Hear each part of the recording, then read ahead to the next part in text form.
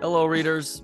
John Crist is a comedian who has been spreading his comedy on stage and online for more than a decade.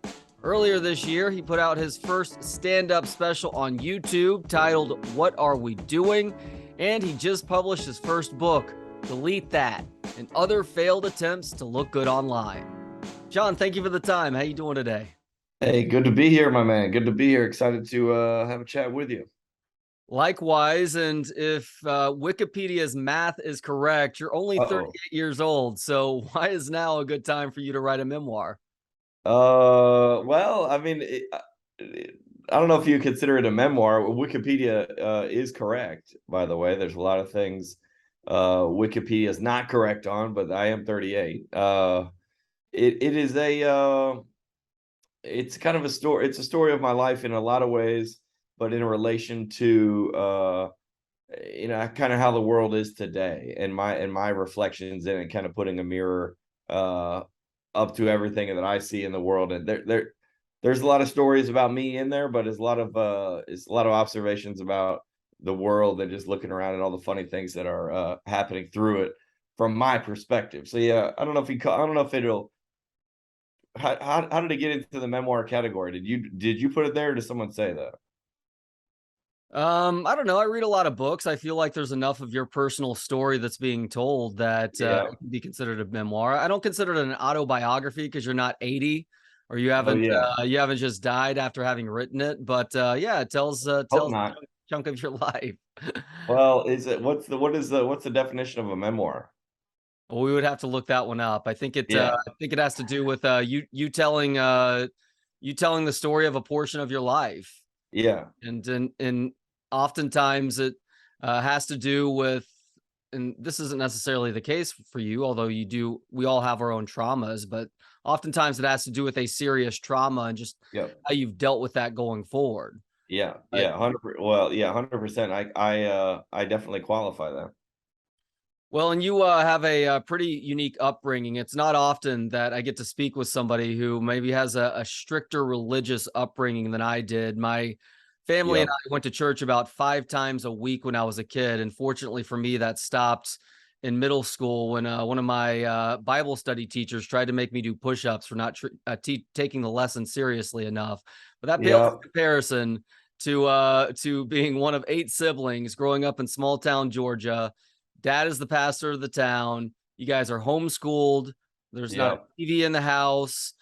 Your great grandparents, I believe, were Amish. Your grandparents were Mennonite, and your Yep. parents had evolved to the point where there were certain allowances that you guys had. But the no TV thing, John, I have to say I'm very jealous of. I've got an 8 and 6-year-old right now, Yeah. and the screen issue is just a nonstop battle for us. So Yeah. thinking back on that, what was that like for you guys? Not having certain luxuries that a lot of other kids were used to back in the 1990s and late 80s.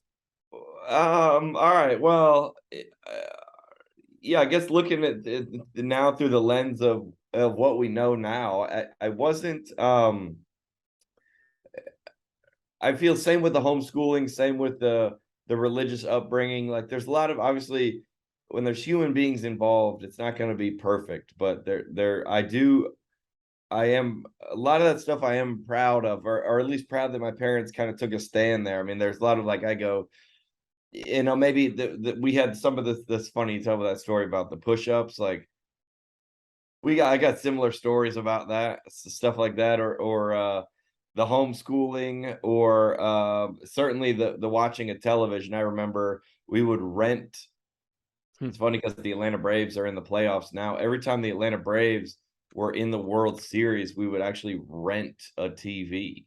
Like, Which is a lot in the 1990s. which is, and then you know how big a TV was back then? It's not like it is now, dude. It's like you had to get like almost a forklift and to get a TV to your house. But we would just kind of, we would only allowed to be, I remember, like, we were only allowed to watch the game, right? And even in like the commercials, we had to like time it, and then we would turn the TV off during the commercials, which is like, again, looking back on it, you go, that is wild that we actually did that. But we're pretty still obviously I'm not Amish. We don't live in that community. I live in Nashville, obviously, but we do spend still spend a portion of time around that community. And what's funny is the Amish community, if you don't know anything about them, no electricity, of course, no uh, cell phones, nothing modern, like anything after any technology after like 1960, they literally don't use, which I remember being back amongst them for Christmas last year. My sister-in-law goes, aren't they jealous? Or don't you think they look at me with makeup and eyeshadow and mascara and getting a haircut and on a cell phone? Because we're all living next to each other. Like, don't they wish they had it like me? And my aunt, who's close in that community, still is like, no. Like, Hmm. and you look at like I don't know how we got off on this tangent, but like our rates of like depression and people not being happy, it's like it's there we have all these things, but we're not happy with them, you know? So like they don't really envy us. And like maybe like obviously you doing push-ups for learning Bible verses like wasn't the way, but now you have children and you're like, well, we should have some moral code around the house. I think like maybe like either no cursing or no, like there should be some framework of order here somehow. And then everybody's trying to, eh, especially if you're Christians or of my age, you're trying to figure out what parts of it do you want to keep and what parts of it are you not going to keep. And that's what a lot of the book is about, drinking or things like that. Like all of I don't drink anymore, but all of my siblings drink, but my parents would never have never touched a sip of alcohol in their lives, you know? And it's one of those things where it really is to each their own. Yeah. And you're somebody who really talks about coping with failure, especially once you got into the public school system. You didn't make a basketball team at one point. You talk about getting declined when you asked a girl to prom your senior year. Oh, hey, I didn't know you were going to get in all the way into this into my trauma. I read the book, my man. But the point of it is that those little failures, as much as they hurt in the moment, because we all go through those things, I think probably, and correct me if I'm wrong here, did a good job of preparing you for what your career is. And stand-up Oh, comedy, especially early on, it's like playing baseball, where if you get 3 hits out of every 10 times, you're considered a potential Hall of Famer. going to the Hall I of mean, Fame. Yep. you fail a lot when you Yeah. are learning how to be a stand-up comic. And I think I'm guessing that for you, some of those failures you dealt with as a kid probably helped you to better cope with it as you were a young adult trying to make it in the world of stand-up. Yeah. Yeah. Yeah. Failure is the fear. Like I always tell people all the time, like if you want to be a doctor, if you want to decide right now you want to be a doctor, uh, you gotta go to college, you got to go to pre-med, you got to go to med school, you got to take the test, you got to go to residency, you got to, so in 10 years if you pass all the things, they'll give you a certificate and say you are now a doctor. In comedy, Hmm. it'll take about the same amount of time to be proficient at it, but you will be introduced as such tonight. So if you decided you want to be a comic, you would go to the local bar or whatever, and they go, our next comic is Trey Elling. And you'd be like, I've never done comedy before, but here we are. And so like, but the only say like, well, why wouldn't everybody do it then? Why wouldn't everybody be a comedian? Because it's a pretty fun job. And the only barrier to entry is fear. It's so scary. For the first time you ever go up on stage, and I talk about stories about this in the book, it's so scary to go up there for the first time. I remember, I mean, throwing up before. I remember talking to the lady. I said, I think I want to do it. And she was like, all right. And she looked at the schedule and kind of said, uh, June 23rd, 2009. And then it took me about a couple months to get up the courage to do it. I remember not sleeping well, throwing up in the green room, but it's so scary, but it's a perceived fear. And I think the same as asking a girl to prom. What is the fear?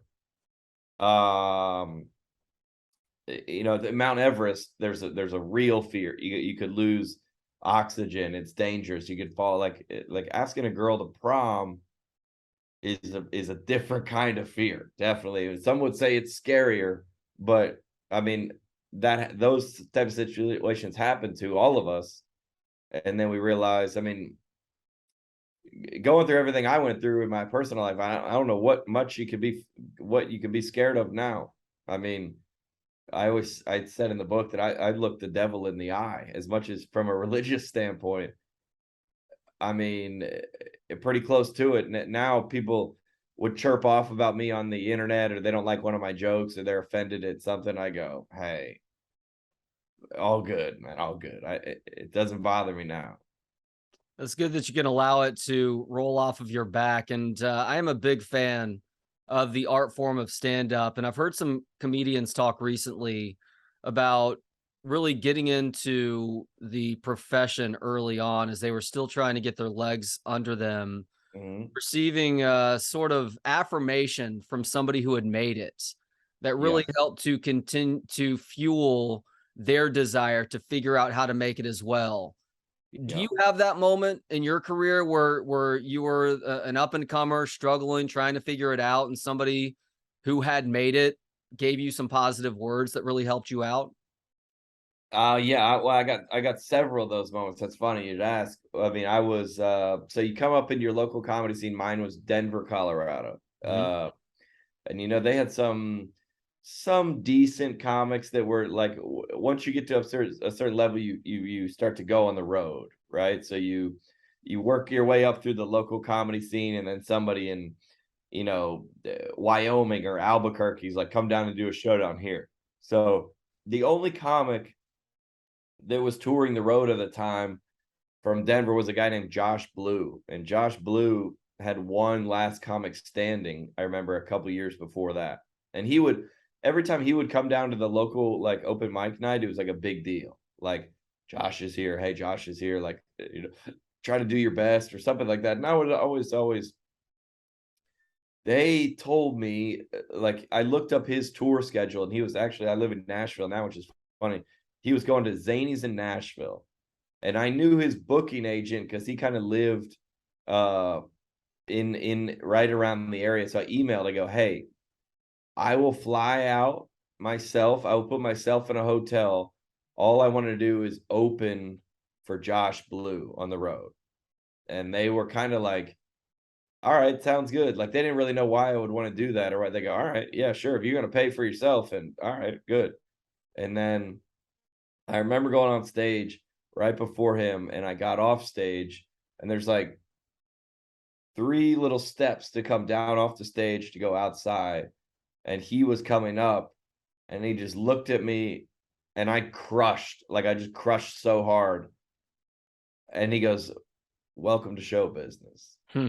And I thought I was so like, I mean, I'm getting paid like $100 a night, and I'm featuring at a local comedy club. It's not even close to show business, but he was correct in where you go, oh, you just did something that not a lot of people can do in front of an audience that's not yours. And he witnessed it to some level, shook my hand and said, welcome. I don't even know if he would remember that if I were to bring it back up to him now, but definitely a transformational moment. Yes. Part of your evolution as a comic in Denver included attending a comedy boot camp taught by the late great Louie Anderson. Yeah. At the end of this class, Louie made an unbelievably generous offer that you ended up taking him up on. What Mhm. exactly happened? So we were kind of he said, well, he said to everybody in the class, he goes, hey, I have a residency out in Las Vegas. Um, if you guys are ever in the area, feel free to come by my show. And he said it kind of like tongue in cheek wise, or I look back at the Josh Blue stories exactly the same. Like it's kind of inappropriate to email his agent and say, "Can I open for him?" I mean, it's not. It's It's just it's ballsy. ballsy. Yeah, I mean, I used to write a letter to. I think I wrote this in the book too. I wrote a letter to Conan every month.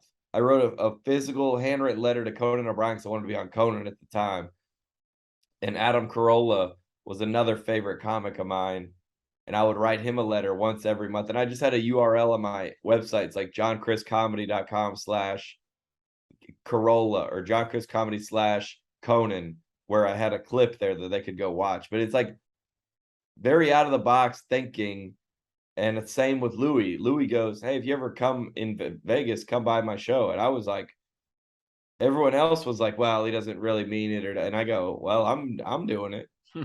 And I remember literally booking maybe I didn't book a flight, but what I said was I emailed him and say, "Hey, I'm going to be in Vegas." I looked up his schedule, obviously. "I'm going to be in Vegas next Tuesday, Wednesday. Can I come by your show?" And I was sitting in my office in like working a 9 to 5 job at like as a marketing assistant, sitting at a table, not even a desk, like at a folding table with a chair, working on this computer. And I got an email, and Louie Anderson said, "Sounds good. Do you want to do 10 minutes?"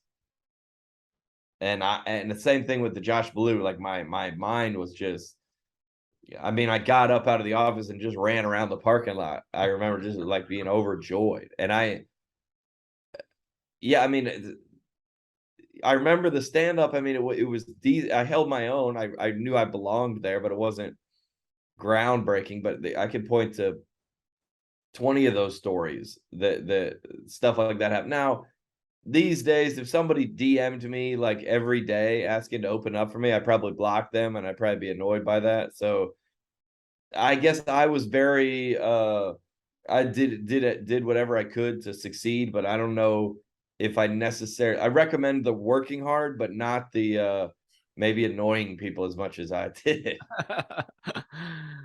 You also admit that when you started performing in comedy clubs early in your career, that you were afraid to talk about your own spirituality and your experiences within the church. Why is that? And what ultimately changed your mind on that?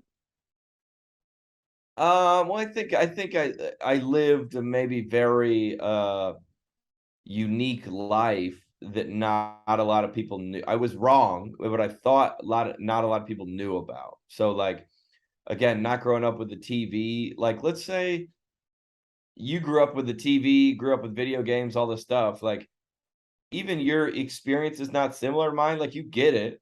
You'd be like, all right, he didn't have a TV. That means he didn't know about stuff. That means he didn't watch The Simpsons. Like, and it's the same thing with I have a lot of jokes about the Bible and growing up in church and my dad being a pastor and all these type of things. And I think I got some bad advice from an agent uh at the very beginning. Like I was a pretty decent comedian. Um but he said if you ever want to sell any tickets, if you ever want your name on the marquee at the theater, I mean, again, this was in the 2010, 11, 12 era. He's like, you're going to need to be in a movie. You're going to need to be in a movie or a television show so people can know about you. And then I started kind of like making these videos on the internet. And these videos were like for a very specific sect of people that like I made a joke about how, if Bible characters had iPhones, right? So it was like David is like, I don't know, there's like this guy named Goliath. He's like been tweeting at us like all day. He's down in the field. Like for some reason I thought that everyone else didn't know what that was or they didn't understand that life. But if you look at the cross section of America, 70% of people would identify as a Christian. Now, whether that's practicing or not, at least the traditional sense, but everyone knows about uh, Jesus. This guy had 12 disciples. There's a story called Noah's Ark. There's David and Goliath. Christians that if you don't know anything about it, they gather on Sunday mornings and they go to these things called churches, and there's one on every block in this country.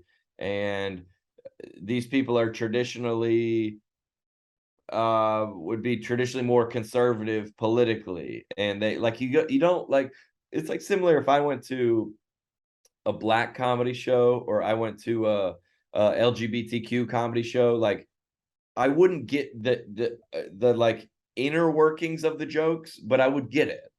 I would be like, so I've been to like a lot of black comics that I've toured with. Like, I don't specifically get the way that they grew up, but if I'm sitting in the show, 95% of the context I understand. And that's similar to so I was pretty much an expert in this topic of evangelical Southern ish Christianity, Chick-fil-A, dad being a pastor. So I started talking about that. And that was when my career kind of took off because everybody was like, this guy is speaking a language that I've never heard before, especially from a comedian. And I think in the 2009 to 2019, that kind of era, no one else was really making fun of Christianity from the inside. Like, people were obviously critical of Christianity, meaning I grew up as a Christian. I don't identify as a Christian anymore.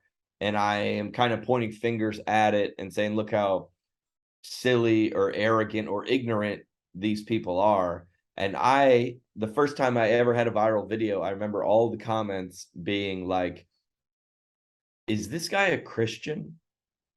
Because that's what the whole debate was. Because if I was a Christian, that's the funniest video I've ever seen in my life. But if I'm not a Christian, that's wildly offensive. And we still, I mean, 12 years later, we're still kind of walking the same line, which is like the very, very traditional Christian people have been offended in the past. A small minority of people have been like, I can't believe he's making a joke about this. But obviously, we're selling a lot of tickets and we got a lot of followers and the sold out shows from coast to coast. Is that people are like, man, this is hilarious and helpful in me coping with my own religious upbringing, or like you said, even trauma in some levels. It sounds like you had a little bit of the Stephen Colbert bit back when Colbert was on Comedy Central and actually funny, where people didn't know if that was a character, Yep. or if that's really how he felt about things. That was part of the brilliance of it. And that was the like, it's funny because like politically, like I would say not the right, but maybe the alt right is what I would call, they call me every day to be on their shows, to be on their podcasts, to be on their networks. And I would say in general, if I had to choose a side, I would probably be conservative. But a lot of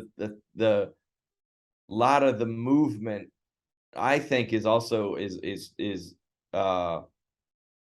hurtful or not helpful to the discourse of the country and the growth. It's very divisive. But like the Stephen Colbert thing is like, hey, my kind of thoughts will kind of maybe bleed through in my comedy and in my stand-up, but I never like kind of reveal my hand. I make fun of, the people that are too progressive, but I also make fun of people that are too conservative in my show. And that, I think, is a healthy balance. I've been to a couple of those like alt-right conferences or whatever. Like, not, I didn't speak at them, I wasn't on the program, but I like just have been because I've been invited.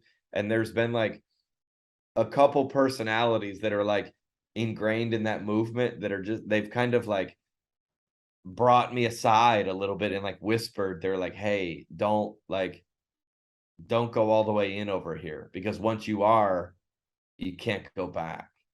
And I thought these are people from that are on the inside of it that have kind of taken a very aggressive stance on either vaccines. I mean, I'll make jokes about getting the vaccine, of course, at my show, but once you kind of double down on either side, the left or the right, like that was what was brilliant about Colbert, is that there was a topic and you didn't really know what side he was going to be on. You didn't know what side he was going to take. And that's the brilliance of a lot of comics today. I would say Chappelle. I would say Bill Burr, and even some of the younger comics and Andrew Schultz and maybe a Tim Dillon. I'd like to put myself in that category, uh, maybe a little bit presumptuously, but to say we don't know, that's a unique take. I never thought about. I didn't know what, but there's once you kind of ingrain yourself with an ideology, then you kind of have to go with the company line.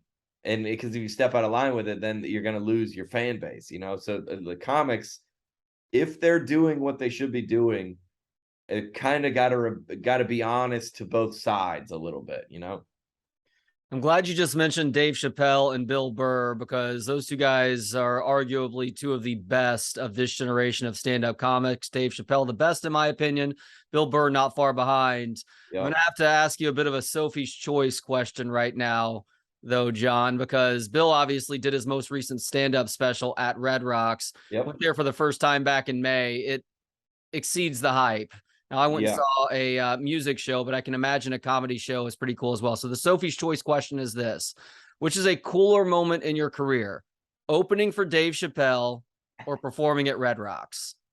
Oh man, that is a great question. I would say the Dave Chappelle moment. I mean, because I did the audio book about a month ago or something like that. I think the book is available now on audio, but I remember, I read all those stories again that I wrote, and I read that Dave Chappelle story, and I got chills reading it, and I was there, and it just the moment of them coming. It's kind of another kind of Josh Blue type rite of passage type moment where they go, "Hey, Dave Chappelle's here." And I mean, I'm 38, dude. I grew up on the Chappelle show. We would kind of like, I didn't have it when I was in high school, but when I got to college is when the Chappelle show came out. And it was kind of like, I went to a Christian university. It was kind of like, I don't know what the better analogy is, but like passing around like it was like illegal drugs. Like we had these DVDs, and this guy, our buddy Johnny, came in. He's like, "Yo, I got these like DVDs," and we kind of had to like lock the door and like look to see if the RA was around, and we would watch them, and we were like just in awe of the things he was saying and how funny it was, and how, especially being a white kid from the South, how much of that resonated with us. And we were like, dude, this is unbelievable. We would walk around quoting the whole thing all the time. And in my life, starting as a comic, I would never think I would ever meet him or ever anything. And Dave Chappelle, if you ask who John Crist is, I don't know if he would say he would know who I was, but I got the chance. I was hosting an open mic night, and he showed up, and the GM of the club was like, "Hey, Dave is here. Can you do some time in front of him?" And I was like, kind of just starting to come in as a comedian, like starting to be able to kind of be comfortable on stage. And I ended up probably doing, I don't know, 5-10 minutes or something. And then they gave me the light in the back of the room, meaning like, "Hey, wrap it up.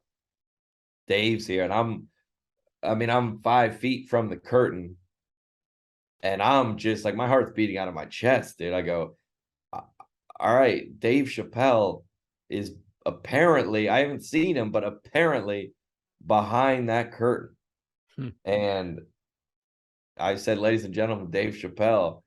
And he came around the corner, and it was like, I remember had a fifth of vodka in his hand and and he was smoking a cigarette.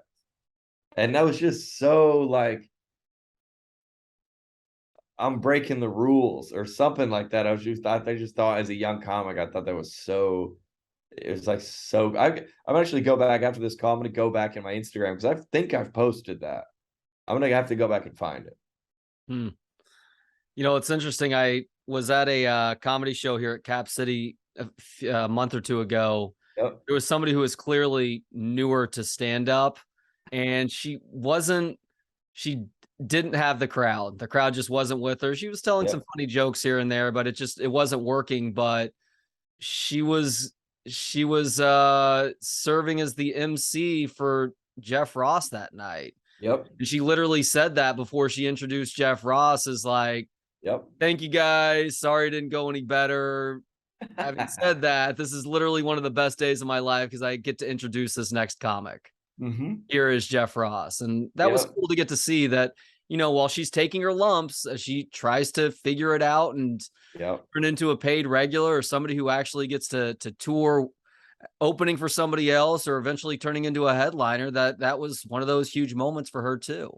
Yeah. And you gotta, I tell everybody, I mean, anybody in comedy, definitely, but anybody in any profession, like I was like very early on. I remember maybe 3 shows in, somebody goes, I mean, because all the comics are there and they book all the other comedy shows in town.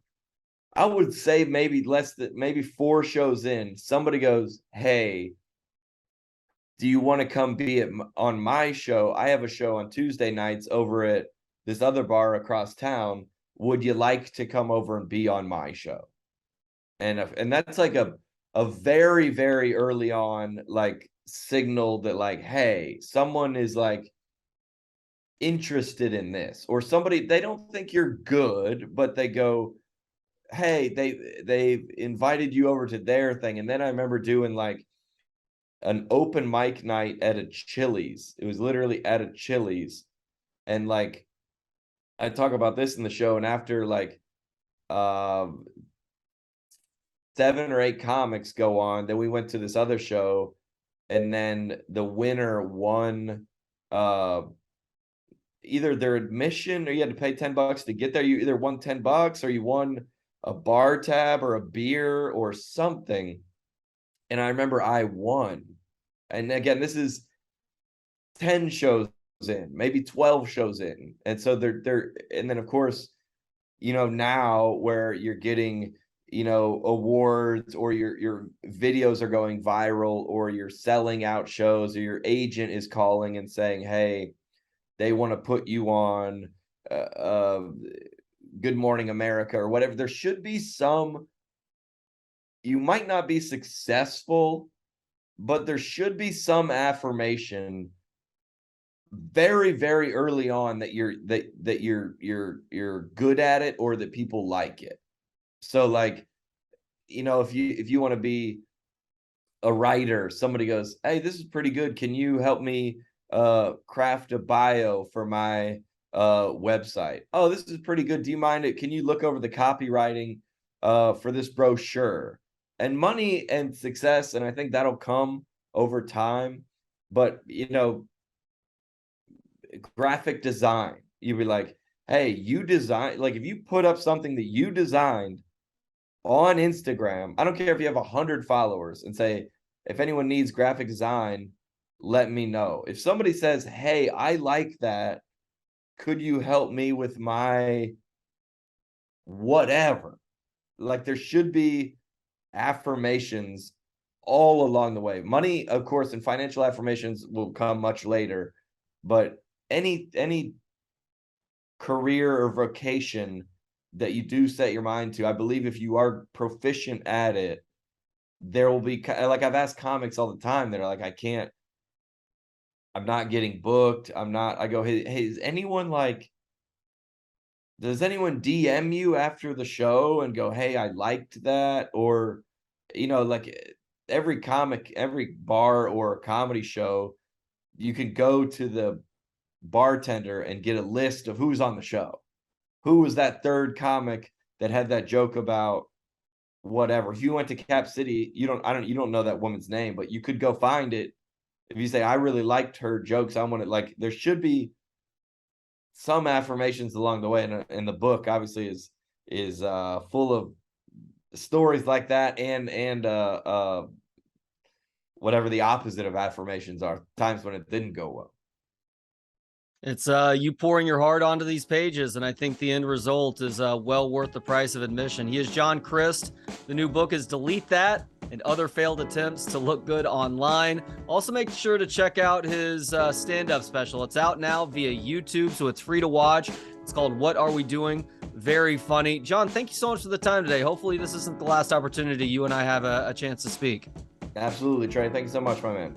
Thank you to Gentleman Jesus for the intro and outro music. Hear more of his work at gentlemanjesus.com. And thanks to you for checking us out. You can watch, listen, learn, and connect for free at booksonpod.com. For Books on Pod, I'm Trey Elling. Good day.